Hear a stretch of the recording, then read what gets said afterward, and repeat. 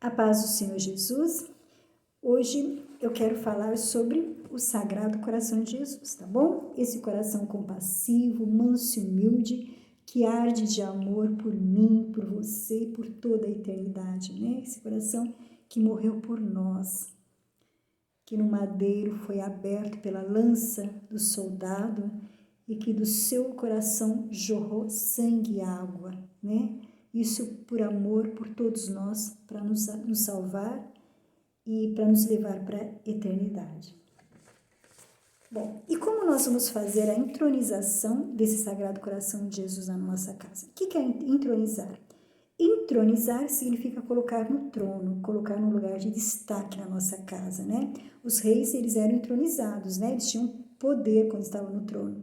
E Jesus também, nós temos que colocar ele na nossa casa, assim como rei da nossa família, né? Das nossas coisas. Nós vamos viver em conformidade com a vontade do Senhor. A gente vai procurar viver, assim, abaixo do senhorio de nosso Senhor Jesus Cristo, né? Então, qualquer pessoa que entrar numa casa que essa família fez a entronização, vai perceber que se trata de uma família cristã, né? Que aquela família vive de acordo com a vontade de Deus, tá bom? Eu lembro quando eu era criança, tinha assim uma família que eles tinham o Sagrado Coração de Jesus na área, dentro do oratório. E é uma coisa que marcou muito, né? Então, você chega, você já percebe que ali se trata de uma família cristã, né? Quem diz é alto lá, né?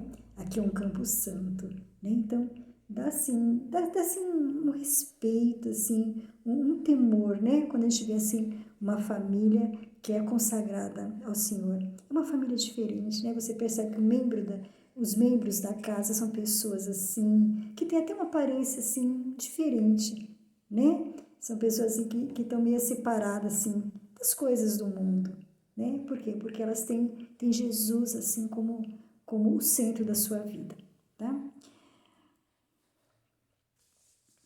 E outra coisa, a família que consagra também o seu lar, ela também desagrava o coração de Nosso Senhor, porque o coração de Jesus, ele sofre muitas blasfêmias, né? Muitas comunhões sacrílicas, né? As pessoas ofendem muito o Senhor. Então, quando você consagra a sua casa, então você também está desagravando o coração de Jesus. E como a gente pode fazer isso? Aí você pode estar chamando um padre, né? Pode chamar um padre, ele vem, você se reúne com a sua família, coloca um quadro de Jesus ou de gesso, ou mesmo assim uma gravura, e ali você vai fazer essa consagração, e aí você todo ano pode estar renovando, perdão. E até toda a primeira sexta-feira do mês você pode renovar com a sua família, fazer uma oração, né, assim, em prol, né, do Sagrado Coração. Eu mesmo, faz 20 anos, né, que eu consagrei minha família e todo ano eu renovo. Gente, olha, e aí é uma coisa diferente, viu? Eu percebi que depois que eu consagrei minha casa, tudo, né? Tudo flui, assim, se vê a diferença. Tem coisas assim que eu tento fazer, às vezes não dá certo, eu vou lá, faço a minha oração, Sagrado Coração. Às vezes até as pessoas falam, isso daí é difícil você conseguir, isso não vai dar certo. De repente a gente percebe que ali de uma hora para outra o negócio resolve. Aquilo assim desenrola, né? Então a gente percebe que o Senhor está à frente das suas coisas, tá? E outra coisa também, Jesus promete, para além dessa consagração, você pode estar fazendo também as 9 sexta-feira, as 9 comunhões, durante 9 meses, tá? As primeiras sexta-feira do mês você vai estar comungando para desagravar o coração de Jesus. Então você vai estar fazendo a sua confissão e aí você vai comungar, tá?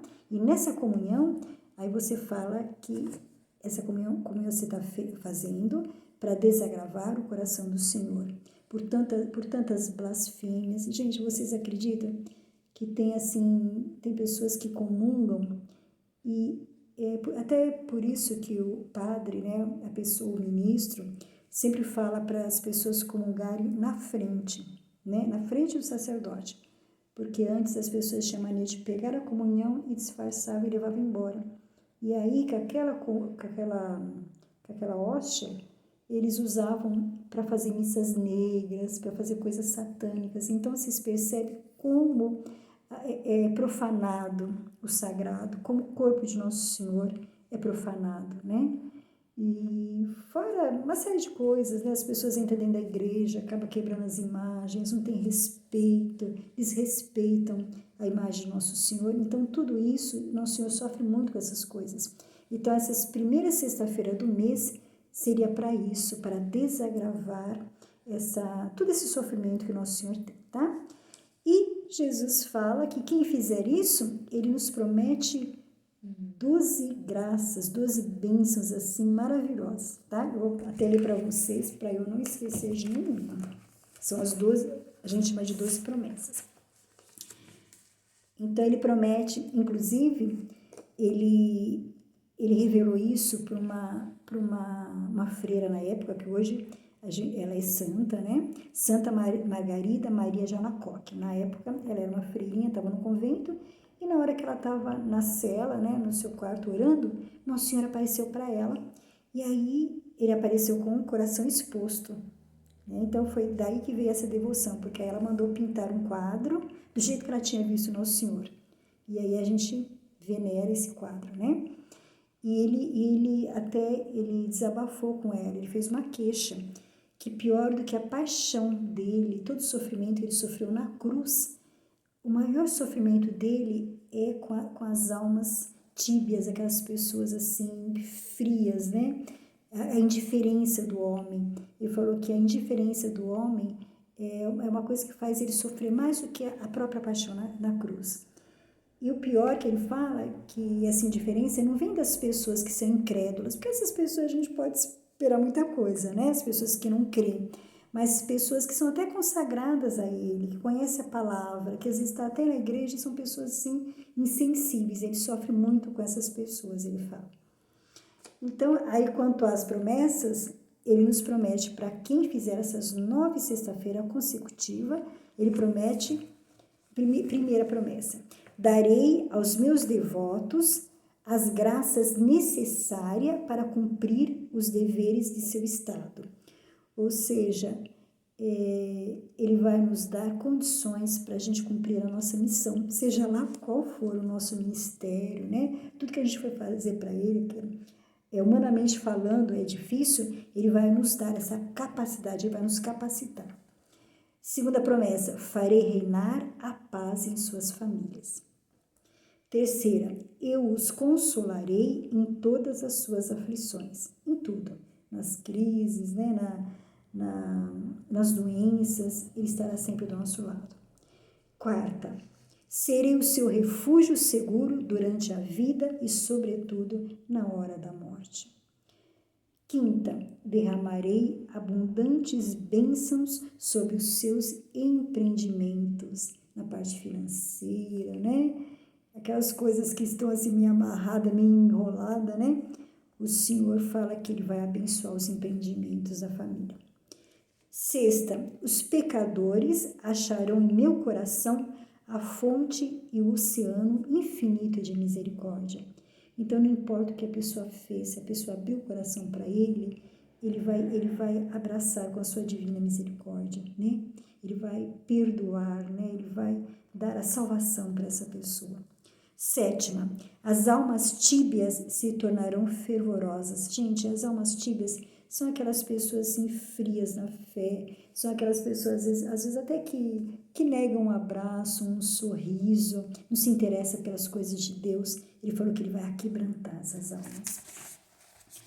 Oitava, as almas fervorosas vão se elevar rapidamente a uma grande perfeição. As almas que forem fervorosas nessa devoção, ele promete que elas vão chegar a um grau grande assim na santidade.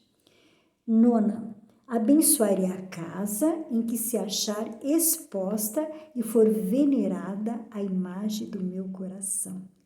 Tá?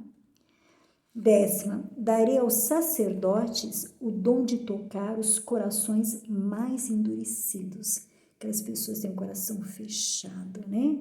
O Senhor vai tocar no coração delas, né? Ele vai dar um dom aos sacerdotes para tocar no coração dessas pessoas. 11ª, as pessoas que propagarem essa devoção terão seus nomes escritos para sempre no meu coração e jamais serão apagados. Gente, olha que lindo. Então vamos divulgar, né?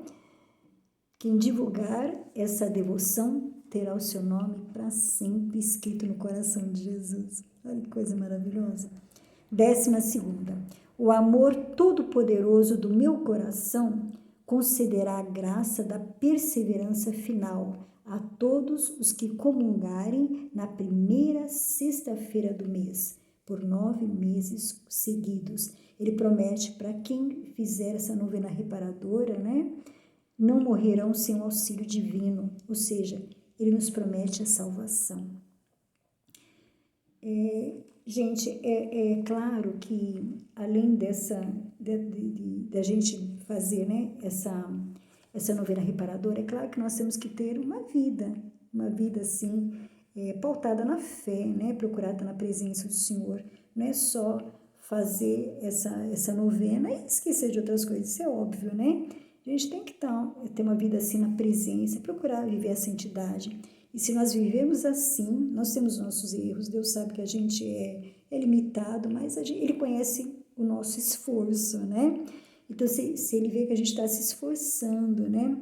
Ali querendo combater o pecado, né? Lutando contra esses pecados, né? Que a gente tem, e fazendo essa novena assim com devoção, então Ele nos promete essas 12 grandes graças na nossa vida. Gente, vale a pena ser de Jesus, né? Ganhar a salvação. Que adianta a gente termos tanta coisa aqui, né, no mundo e perder a vida eterna, tá? Então, aqui fica para vocês, né?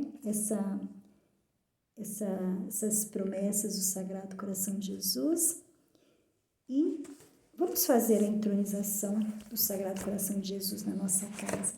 Vamos colocá-lo como rei da nossa vida, né? Gente, olha, a pessoa ela pode ter tudo que for, né? Mas se ela não tiver Jesus, ela não tem nada, tá? Você pode ter, assim, rios de dinheiro, mas você não colocar, a sua vida, o centro da sua vida nos seus bens materiais, tá?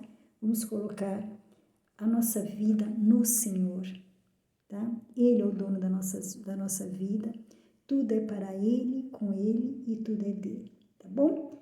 Então aqui fica um grande abraço para vocês e paz e bem. Louvado seja nosso Senhor Jesus Cristo, para sempre seja louvado.